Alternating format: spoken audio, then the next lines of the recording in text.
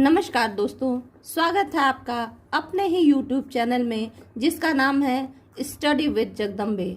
आज मैं आपके सामने हिंदी साहित्य के इतिहास का दूसरा भाग लेकर उपस्थित हूँ, जिसमें हम खड़ी बोली गद्य का इतिहास पढ़ेंगे, जिसकी समय सीमा 1868 से लेकर आज तक मानी जाती है। यदि आपको इस विषय से संबंधित और जानकारी चाहिए तो कृपया आप मुझसे कमेंट बॉक्स में पूछ सकते हैं। यदि आपको मेरा ये प्रयास अच्छा लगा हो तो मेरे चैनल को लाइक, शेयर और सब्सक्राइब करना ना भूलें। Thank you. तो ज़्यादा बात ना करते हुए हम आगे चलते हैं अपने वीडियो की ओर। पहला युग है भारतेंदु युग। इसकी समय सीमा सन 1868 ईस्वी से लेकर 1900 ईस्वी तक मानी जाती है। पहले लेखक हैं भारतेंदु जी। भारतेंदु जी इस युग के प्रवर्तक माने जाते हैं। इन्हीं के नाम पर इसका नाम भारतेंदु युग पड़ा। इनकी रचना है भारत दुर्दशा। भारत दुर्दशा, अंधेर नगरी, चौपड़ राजा, इस और पद्य में इनकी रचनाएं प्रेम सरोवर, प्रेम माधुरी इत्यादि रचनाएं हैं।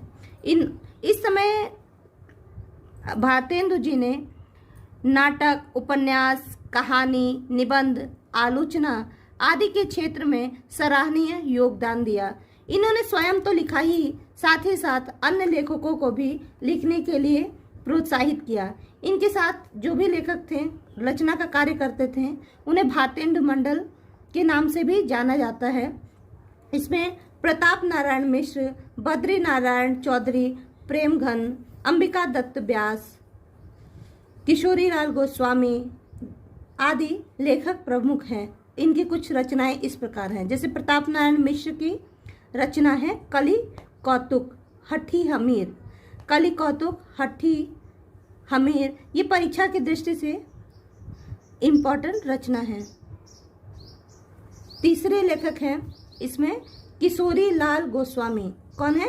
किशोरी लाल गोस्वामी।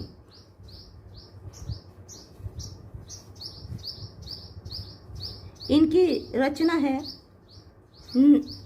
नहुष।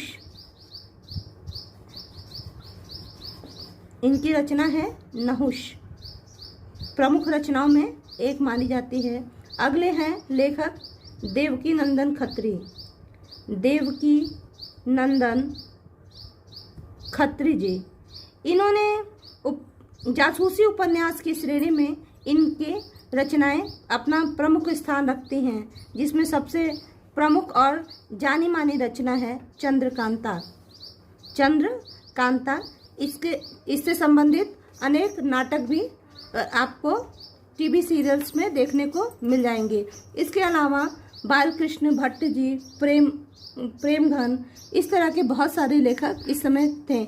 इस युग के रचनाओं में ब्रज भाषा से युक्त खड़ी बोली देखने को मिलती है और इस युग में अनेक पत्रिकाओं का संपादन भारतेंदु जी और भारतेंदु मंडल के लेखकों द्वारा किया गया। यदि इसके बारे में अधिक जानकारी आपको चाहिए तो लिंक आपको डिस्क्रिप्शन बॉक्स में मिल जाएगा, जिसमें पत्रिकाओं और उनके संपादकों के नाम विस्तार से वर्णन किए गए हैं।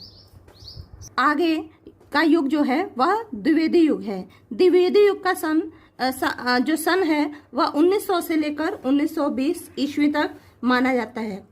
इसका नाम द्विवेदी युग आचार्य महावीर प्रसाद द्विवेदी के नाम पर, आचार्य महावीर प्रसाद द्विवेदी के नाम पर इसका नाम द्विवेदी युग पड़ा। महावीर प्रसाद द्विवेदी की प्रमुख रचनाओं में रसज्ञ रंजन, कौन सी रचना है? रसज्ञ रंजन प्रमुख रचना है। दूसरे इस समय के सबसे प्रमुख लेखकों में श्याम सुंदर दास जी का महत्वपूर्ण स्थान आता है। श्याम सुंदर दास जी का, इन्होंने नागरी पचारणी पत्रिका का संपादन के साथ साथ जो भी रचनाएं लिखी, जैसे रूपक सह रहस्य इनकी रचना है। इसके अतिरिक्त भी इन्होंने बहुत सारी रचना लिखी जो उच्च शिक्षा करने वाले बच्चों के लिए अत्यंत महत्वपूर्ण थी। इसी क्रम में अगले लेखक हैं सरदार पूर्ण सिंह जी। सरदार पूर्ण सिंह 6 निबंध रचकर हिंदी साहित्य में अमर हो गए। कौन है? सरदार पूर्ण सिंह जी। इनकी रचनाएं हैं कन्यादान, आचरण की सभ्यता, वार्ड मिल्टन, इस तरह के इनकी रचनाएं हैं। इसके क्रम में अगले लेखक हैं जिनका नाम है चंद्रधर शर्मा गुलेरी जी। ये सारे महत्वपूर्ण प्रश्न हैं। चंद्रधर शर्मा गुलेरी, इनकी एकमात्र कहानी हिंदी साहित्य जगत में पाई जाती है। इसका नाम है उसने कहा था। उसने कहा था। यह शुद्ध खड़ी बोली की रचना मानी जाती है। हाँ, इसमें प्रमुख बात यह है कि जो इस युग में हिंदी खड़ी बोली का रूप था वह परिमार्जित था, ब्रज भाषा से हटकर था और उसमें व्याकरण के नियमों पर विशेष ध्यान दिया गया। इस युग की पत्रिका में सबसे प्रथम पत्रिका जो आती है वह सरस्वती पत्रिका आती है। क्या है? सरस्वती पत्रिका। इसका समय 1903 ईस्वी माना जाता है और इसके संपादक आचार्य महावीर प्रसाद द्विवेदी जी ने। इसके साथ ही इस युग में इंदु, मर्यादा, समालोचक, सुदर्शन, प्रभा आदि पत्रिकाएं देखने को हमें मिलती हैं। इस युग में निबंध, नाटक, एकांकी, आलोचना, नाटक, कहानी, उपन्यास आदि के क्षेत्र में चौमुखी वृद्धि हुई। अगला युग है शुक्ल युग। इसका समय 1920 से 1938 माना जाता है। इसे छायावादी युग के नाम से भी जाना जाता है। इसके प्रसिद्ध लेखकों में आचार्य रामचंद्र शुक्ल जी का नाम महत्वपूर्ण आता है। शुक्ल जी ने इतिहास लेखन की परंपरा, निबंध लेखन की परंपरा को आगे बढ़ाते हुए चौमुखी वृद्धि की इतिहास के क्षेत्र में और हिंदी साहित्य के इतिहास का जो कालक्रम विभाजन किया वह अद्वितीय रहा। अगले लेखक हैं इस क्रम में प्रेमचंद जी। प्रेमचंद जी जो हिंदी साहित्य में उपन्यास सम्राट और कहानीकार के रूप में जाने जाते हैं। इनकी रचनाओं में गबन, गोदान, कर्मभूमि, मंगलसूत्र, इस तरह की जो उपन्यास आते हैं और साथ ही ईदगाह, पूस की रात आदि महत्वपूर्ण कहानियां हैं। इसी युग के अगले प्रमुख लेखक हैं हजारी प्रसाद द्विवेदी जी, जिन्होंने उपन्यास, इतिहास आदि के क्षेत्र में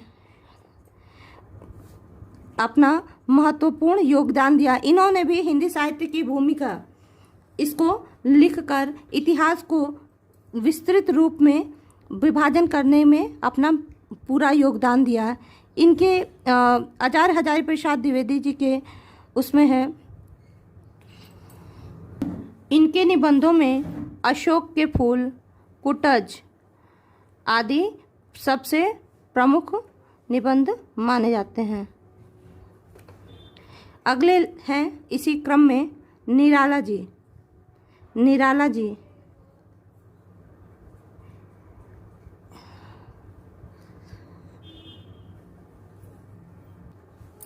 अगले लेखक हैं प्रसाद जी, जो छायावाद युग के प्रमुख लेखक माने जाते हैं। इन्होंने भी नाटकों के क्षेत्र में अपना अद्वितीय योगदान दिया। इन्होंने इतिहास से संबंधित लेखक रचनाओं को लिखा, नाटकों में अपना स्थान दिया, जिनमें चंद्रगुप्त, स्कंदगुप्त, जय राजश्री, इस तरह के नाटक प्रमुख थे। साथ ही साथ इनकी कहानियों में महुआ, पुरस्कार, ममता आदि अपना प्रमुख स्थान रखते हैं। इसके साथ ही इस युग के लेखकों में निराला जी, माखनलाल चतुर्वेदी, डॉक्टर रामकुमार वर्मा जी ने एकांकी के क्षेत्र में अपना महत्वपूर्ण योगदान दिया। इस युग की विधाओं में निबंध, नाटक, एकांकी, आलोचना, उपन्यास, जीवनी, रेखा चित्र और संस्मरण हमें देखने को मिलता है। इन रचनाओं की जो भाषा थी वह अलंकारिता से पूर्ण खड़ी बोली थी और इस युग में निबंध के विकास का युग माना जाता है और उपन्यास के क्षेत्र में इस समय चहुमुखी वृद्धि हुई थी। अगला युग है शुक्लोत्तर युग, जिसकी समय सीमा 1938 से 1947 ईस्वी तक मानी जाती है। इन लेखकों में हजारी प्रसाद द्विवेदी, अमृतलाल नागर, फणीश्वर नाथ रेणु, वृंदावन लाल वर्मा आदि लेखक माने जाते हैं। इस युग की रचनाओं में निबंध, नाटक, कहानी, उपन्यास, रेखाचित्र, रिपोर्टाज, ललित निबंध, भेंट वार्ता, गद्य गीत आदि के क्षेत्र में चौमुखी वृद्धि हुई। इस युग की भाषा में शुद्ध साहित्यिक खड़ी बोली का प्रयोग हुआ और प्रगतिवादी युग की तरफ इतिहास चल पड़ा हमारा। हजारी प्रसाद द्विवेदी द्वारा लिखित उपन्यास वाणभट्ट की आत्मकथा मानी जाती है। अमृतलाल नागर जी ने मृगनयनी की रचना की। फणीश्वर नाथ रेणु का मैला आंचल उपन्यास सबसे ज़्यादा प्रसिद्ध है। जैनेन्द्र जी का त्यागपत्र, सुनीता, यशपाल जी का झूठा सच, ये जो उपन्यास है वह भारत और पाकिस्तान के विभाजन को बयां करता है। अज्ञेय जी का इसी क्रम में अगला उपन्यास है शेखर एक जीवनी, जो एक मनोवैज्ञानिक उपन्यास की श्रेणी में आता है। इसके साथ ही इस युग का सर्व जो है हम प्रगतिवादी युग के भी नाम से जानते हैं, क्योंकि इस युग में 1943 ईस्वी में अज्ञेय जी ने तार सप्तक, जो 7 लेखकों का संग्रह है, इसका प्रकाशन किया था और एक प्रकाशन जगत में एक नए युग का सूत्रपात किया, जिसमें हमें मार्क्स और पाश्चात्य विचारधाराओं के बारे में हमें देखने को मिलता है। अगला है स्वातंत्रोत्तर युग। स्वातंत्रोत्तर युग का कालक्रम 1947 से अब तक है। इसमें प्रमुख लेखकों में रामधारी दिनकर जी का संस्कृति के 4 अध्याय और पद्य के क्षेत्र में उर्वशी सबसे प्रमुख रचना मानी जाती है। फिर अगला है विष्णु प्रभाकर द्वारा लिखित आवारा मसीहा, जो शरद चंद्र चट्टोपाध्याय की जीवनी है। अगला है धर्मवीर भारती, जिन्होंने ठंडा लोहा, गुनाहों का देवता इत्यादि उपन्यास रचे। इसी क्रम में अगला है अज्ञेय जी द्वारा नदी के द्वीप। इस युग में निबंध, नाटक, कहानी, उपन्यास, आलोचना, रेखाचित्र, संस्मरण, भेंट वार्ता, डायरी, आत्मकथा आदि के क्षेत्रों में चौमुखी विकास हुआ। इस युग के अन्य लेखकों में भगवती चरण वर्मा, कमलेश्वर, राजेंद्र यादव, शिवानी, उषा देवी आदि महत्वपूर्ण हैं। इस युग में आगे जाकर कविता, अकविता, साठोत्तरी कविता, इस तरह की बहुत सारे कविताओं और रचनाओं के प्रकार हमें देखने को मिलते हैं। इस युग में विश्लेषण प्रधान साहित्यिक खड़ी बोली को महत्वपूर्ण स्थान दिया गया। Thanks for watching. Thank you. Please like, subscribe and share my channel.